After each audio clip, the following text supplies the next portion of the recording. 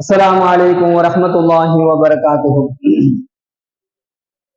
الحمد لله رب العالمين والعاقبة للمتقين والصلاة والسلام على نبي المرسلين وعلى آله وصحبه أجمعين.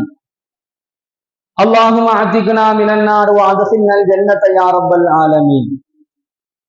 கண்ணியத்திற்குரிய அல்லாஹ்வின் நல்லடியார்களே, சகோதரர்களே, சங்கைக்குரிய ரமலான் மாதத்தினுடைய 21வது நோன்பையும் 22வது நாளினுடைய தராவி தொழுகையும் தொழுதுவிட்டு நாம் அமர்ந்திருக்கின்றோம்.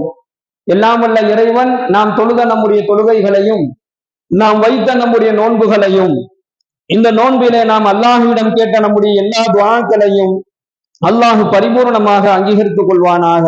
ஆமீன். அருமையான சகோதர சகோதரிகளே, தாய்மார்களே, அல்லாஹ்வின் நல்லடியார்களே, இன்று ஓதப்பட்ட இறை வசனங்களில் அல்லாஹ் சொல்லித் தரக்கூடிய சில முக்கியமான படிப்பினைகளை நாம் பார்க்கலாம். பொதுவாகவே அல்லாஹ் யாரை நம்புகின்றார்களோ, அல்லாஹ்வை யார் நம்புகின்றார்களோ அந்த அடியானை அல்லாஹ் ஒருபோதும் கைவிட மாட்டான். அந்த அடியானுக்கு அல்லாஹ் ஏதோ ஒரு நிலையில தன்னுடைய உதவியை அல்லாஹ் வழங்கி கொண்டே இருப்பான். இதே ஒரு ரீதியாக தன்னுடைய உதவியின் மூலமாக அந்த அடியானுடைய நிலைகளை அல்லாஹ் சரி செய்து கொண்டே இருப்பான். யாருக்கு அப்படின்னு சொன்னா, அல்லாஹுவை நம்பிக்கை கொண்ட நம்பிக்கையாளர்களுக்கு அல்லாஹ் வழங்கக்கூடிய ஒரு அற்புதமான ஒரு விஷயம்தான் இது.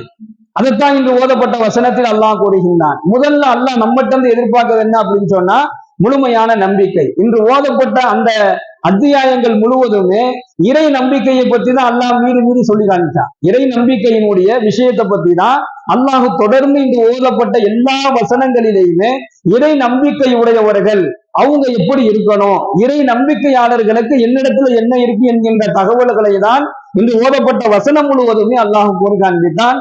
அதுல ஒரு வசனத்தில் அல்லாஹ் சொல்லி காண்பிக்கின்றான், ராலிகபி அன்னல்லாக மௌலல்லதீன ஆமனு. ராலிகபி அன்னல்லாக மௌலல்லதீன ஆமனு, நிச்சயமாக அல்லாஹ் நம்பிக்கையுடையவர்களுக்கு உதவியாளனாக இருக்கிறான். அல்லாஹ் எப்படி மாறிடுறான் அப்படின்னு சொன்னா, யார் அல்லாஹ் மீது நம்பிக்கை கொண்டவர்களாக இருக்கிறார்களோ அந்த அடியாருக்கு உதவி செய்யக்கூடியவனாக அல்லாஹ் மாறிடும். உங்களுக்கு நான் எப்பவுமே உதவி செய்வேன் என்கின்ற ஒரு வாக்குறுதியை அல்லாஹ் கொடுக்கிறான். அல்லாஹ் மீது நம்பிக்கை இல்லாதவர்கள், அல்லாஹ்வினுடைய நம்பிக்கையில நிராகரிப்பாளர்களாக அவங்க இருந்தாங்க அப்படின்னு சொன்னா, நாம் மௌலா லஹும், அவங்களுக்கு எந்த வகையான உதவியும் என் புறத்திலிருந்து வராதுன்றாங்க. அவர்களுக்கு எந்த விதமான உதவியும் என் புறத்திலிருந்து அவங்களுக்கு கிடைக்காது. அருமையான சகோதரர்களே, உதவியிலேயே சிறந்த உதவி யாருடைய உதவின்னு சொன்னா அது அல்லாஹ்வுடைய உதவி மட்டும்தான். மனிதர்களுடைய உதவிகள், நாம் சம்பாதித்து வைத்திருக்கக்கூடிய பொருளாதாரத்தால் நமக்கு கிடைக்கக்கூடிய உதவிகள், நம்முடைய சொத்தால், நம்முடைய சொத்து சுகங்களால், நம்முடைய பதவியால் நமக்கு கிடைக்கக்கூடிய உதவிகள் எல்லாம் அதுக்கு அந்தந்த வேல்யூ இருக்கிற வரைக்கும் தான் அதனுடைய உதவியை நம்ம எதிர்பார்க்கலாம். இப்போ உதாரணத்துக்கு நம்ம சொல்லணும் அப்படின்னு சொன்னா, நம்ம கையில காசு, பணம், பொருளாதாரம், பதவிகள் இருக்குது அப்படின்னு சொன்னா நம்மை தேடி 1000 உதவிகள் வரும். நாம ஏதாச்சும் ஒரு தேவை அப்படின்னு சொன்னோம்னாலே நமக்காக வேண்டி பல பேர் இருப்பாங்க. ஆனால் அந்த பதவி போய்விட்டாலோ அல்லது அந்த சொத்து சுகங்கள் நம்மை விட்டு போய்விட்டாலோ, பொருளாதாரம் இல்லாமல் போய்விட்டாலோ அந்த மக்களினுடைய உதவிகளும் ஆதரவுகளும் நமக்கு கிடைக்காது. காலத்திற்கு தகுந்ததை போன்று, நேரத்துக்கு தகுந்ததை போன்று மனிதர்களுடைய உதவிகள் மாறிக்கொண்டே இருக்கும். இன்னைக்கு நல்லா உதவி செய்வாரு, என்ன ஒரு வாரம் கழிச்சு அவரு என்னால முடியாதுன்னு போயிடுவார். இது மனிதனுடைய இயல்பு. ஆனால் உதவியிலேயே சிறந்த உதவி அல்லாஹ்வுடைய உதவிதான். அல்லாஹ் ஒரு அடியானுக்கு உதவணும் நாடிட்டான்னு சொன்னா அவன் மௌத்து வரைக்கும் உதவி செஞ்சுக்கிட்டே இருப்பான். அந்த அடியானுக்கு அல்லாஹ்வினுடைய உதவிக்கு அளவுகோலும் கிடையாது. நான் உனக்கு இவ்வளவு நாள் உதவி செஞ்சுட்டேன், இனிமேலும் உன்னை உதவி செய்ய முடியாதுன்னு சொல்லிட்டு அல்லாஹ் கைவிடவும் மாட்டான். அல்லாஹ்வினுடைய உதவிக்கு எந்த விதமான எல்லையும் கிடையாது. எப்படி அல்லாஹ் கொடுப்பதில் எந்த விதமான எல்லையும் இல்லாமல் அள்ளி கொடுப்பானோ, அதே போன்று அல்லாஹ் தன்னுடைய உதவியை வழங்கிவிட்டால் அந்த உதவியில கொஞ்சம் கூட குறை ஏற்படாது. அதைத்தான் அல்லாஹ் சொல்றான், நாலிகபி அன்னல்லாக மௌலல்லதீன ஆமனு, நீங்கள் நம்பிக்கை உடையவர்களாக இருந்தால் என்னுடைய உதவி உங்களுக்கு கிடைக்கும். இன்னல் காஃபிரீன மௌலா லஹும், நீங்க என்னை நிராகரிக்கிறவங்களாக இருந்தா என் உதவி உங்களுக்கு கிடைக்காதுங்கிறாங்க. அப்ப அல்லாஹ் நம்மை பாதுகாக்க வேண்டும். அருமையான சகோதரர்களே, பெருமானார் ஸல்லல்லாஹு அலைஹி வஸல்லம் அன்னவர்களை மக்கா வாசிகள் புறக்கணித்தார்கள். அல்லாஹ்வுடைய தூதரை புறக்கணிச்சாங்க, அல்லாஹ்வுடைய தூதரை நிராகரிச்சாங்க. அவங்க அல்லாஹ்வுடைய தூதரை மட்டும் நிராகரிக்கல, அல்லாஹ்வுடைய தூதர் எதை வகையாக அல்லாஹ் அனுப்பியதை சொன்னாங்களோ அதையும் புறக்கணிச்சாங்க. அப்ப அல்லாஹ்வுடைய வார்த்தைகளையும் அல்லாஹ்வுடைய தூதரையும் அந்த மக்காவாசிகள் நிராகரிச்சார்கள். அதை புறக்கணித்ததனுடைய விளைவு என்ன நடந்துச்சு என்கின்ற ஒரு தகவலை தான் இன்று ஓதப்பட்ட வசனத்தின் வாயிலாக அல்லாஹ் சொல்கின்றான். அல்லாஹ் என்ன சொல்றானா, மக்காவுல பெருமானார் ஸல்லல்லாஹு அலைஹி வஸல்லம் அன்னவர்கள் அந்த மக்காவை வெற்றி கொள்வார்கள் என்பதாக கொஞ்சம் கூட என்ன செய்யல, அவங்க எதிர்பார்க்கல. சில நபர்கள் அவங்க எதிர்பார்க்கல மக்காவை இவங்க வெற்றி கொண்டுருவாங்க அப்படின்னு. ஏன்னா மக்காவினுடைய அந்த நிலை அவ்வளவு ஒரு கடுமையான ஒரு நிலையாக இருந்தது.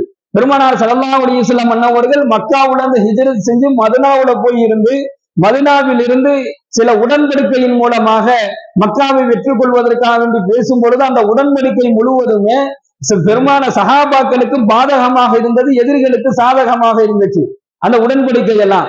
அப்ப சஹாபாக்கள் கேட்டாங்க, அல்லாஹ்வுடைய தூதரை இந்த உடன்படிக்கையிலேயே நீங்க கையெழுத்து போட்டீங்க, இந்த உடன்படிக்கையில எதிரிகளுக்கு சாதகமாகவும் நமக்கு பாதகமாக தானே இருக்குன்னாங்க. அதுக்கு நாயகம் ஸல்லல்லாஹு அலைஹி வஸல்லம் அவங்க சொன்னாங்க, அல்லாஹ் நமக்கு உதவி செய்வான் அப்படின்னு சொன்னாங்க. அல்லாஹ் நமக்கு உதவி செய்வான். எந்த உடன்படிக்கையின் மூலமாக பெருமானாரையும் சஹாபாக்களையும் வீழ்த்த வேண்டும் என்பதாக எதிரிகள் நினைத்தார்களோ அந்த உடன்படிக்கையை வைத்து அல்லாஹ் எதிரிகளை வீழ்த்தி காண்பித்தான் மக்கா பெருமானாருக்கு வெற்றி கொள்ளப்பட்டது என்பதாக நாம் அந்த வரலாறுகள்ல பார்க்கிறோம். இப்ப இவங்க மக்காவை வெற்றி கொண்டு உள்ள வரும் பொழுது அங்கு சில நபர்கள், அங்கிருந்த சில மக்காவில் இருக்கக்கூடிய சில நபர்கள் நாயகம் ஸல்லல்லாஹு அலைஹி வஸல்லம் அன்னவரிடத்துல கபட நாடகம் ஆடினார்கள். அது அல்லாஹ்வே சொல்றான், கபட நாடகம் ஆடினார்கள். இன்னும் மட்டுமல்லாமல் சில நபர்கள் பொய்யர்களாக இருந்தார்கள். இன்னும் இவர்களை எல்லாம் அல்லாஹ் என்ன சொல்றான்னா, இவங்க எல்லாம் வஞ்சக கூட்டம், நபியை இவங்களை நீ நம்பாதீங்கன்னு சொல்லி சொன்னார். பெருமானார் வெற்றி கொள்வார்கள், வெற்றி கொண்டு மக்காவுக்கு வருவாங்கன்னு அவங்க கொஞ்சம் கூட எதிர்பார்க்கல. ஆனா மக்கா வெற்றி கொண்டு வந்ததுக்கு பின்னாடி நாயகம் ஸல்லல்லாஹு அலைஹி வஸல்லம் மன்னவர் நம்மளெல்லாம் ஊரை விட்டு விரட்டிடுவாங்களோ, நம்மளெல்லாம் கைதிகளாக ஆக்கிடுவாங்களோ. ஏன்னா இந்த ஆட்கள்னா இவர் முகமது பின்னாடி போனோம்னா நமக்கு ஒண்ணுமே மிஞ்சாதுன்னு சொன்ன ஆட்கள். அந்த மக்கா வெற்றி கொண்டதுக்கு பின்னாடி இவங்க என்ன சொல்றாங்கன்னா, உங்க கூட நாங்க வந்திருப்போம் நபியே, ஆனா எங்களை புடிச்சு வச்சுக்கிட்டாங்க, எங்களை உடலை இவங்க எல்லாம் புடிச்சு வச்சுக்கிட்டனாலதான் உங்க கூட எங்களால ஹிஜ்ரத் செஞ்சு வர முடியல, இல்லைன்னா நாங்கெல்லாம் வந்திருப்போம் நபியே என்பதாக கபட நாடகம் ஆடுகிறார்கள் என்பதாக அல்லாஹ் சொல்றான். நபியே இவங்க எல்லாம் வஞ்சக கூட்டம், இவங்களை நீங்க நம்பாதீங்க என்பதாக அல்லாஹு தஆலா ஒரு செய்தியை சொல்லிட்டு சொல்றான். வமல்லம் யுமினு பில்லாஹி வ ரசூலிஹி, அல்லாஹ்வின் மீதும் அல்லாஹ்வினுடைய தூதரின் மீதும் யார் நம்பிக்கை கொள்ளவில்லையோ, அல்லாஹ்வின் மீதும் அல்லாஹ்வுடைய தூதரின் மீதும் யார் நம்பிக்கை கொள்ளவில்லையோ, நிச்சயமாக அவர்களுக்கு கொழுந்து விட்டு எரியும் நெருப்பு ஆயத்தமாக இருக்கிறது என்பதாக அல்லாஹ் சொல்லி காண்பிக்கிறார். அப்ப அல்லாஹ் சொன்னா, நபியே இவங்கெல்லாம் நீங்க நம்பாதீங்க, இவங்கெல்லாம் கபட நாடகம் ஆடுறாங்க, இவங்கெல்லாம் உங்களிடத்துல வேஷம் போடுறாங்க, இவங்கெல்லாம் பொய்யானவர்கள் என்கின்ற ஒரு அடையாளத்தை பெருமானாருக்கு அல்லாஹ் காமிச்சார். அதுக்கு என்ன தெரியுமா காரணம்? நாயகம் ஸல்லல்லாஹு அலைஹி வஸல்லம் அவருடைய ஒரே சிந்தனை, ஒரே எண்ணம் என்னன்னு சொன்னா, அல்லாஹ் எனக்கு உதவி செய்வான். இப்ப நாம அல்லாஹ் எனக்கு உதவி செய்வாங்க கூடிய விஷயத்துல நாம உறுதியா இருந்துட்டோம் அப்படின்னு சொன்னா, யாரு நல்லவன் யாரு கெட்டவன், யாரு கூட நாம சேரணும் யாரு கூட நாம சேரக்கூடாது, யார கூட நாம பழக்கம் வச்சுக்கணும் யாரு கூட வச்சுக்க கூடாது, யாரு நமக்கு கெடுதி நினைக்கிறா, யாரு நமக்கு நல்லது நினைக்கிறா, யாரு நமக்கு சூழ்ச்சி செய்யறா, யாரு நம்ம இடத்துல பொய்யா இருக்கிறா, இந்த அடையாளத்தெல்லாம் அல்லாஹ் காமிச்சிருவான். அதுதான் இந்த வசனத்தின் மூலமாக அல்லாஹ் சொல்லி தரக்கூடிய படிப்பினை. நீங்க அல்லாஹ்வை நம்புனா அல்லாஹ் உங்களை கைவிட மாட்டான். சுருக்கமான விஷயம் இதுதான். அல்லாஹுவை நீங்கள் நம்புங்கள், அல்லாஹ் உங்களை கைவிட மாட்டான்.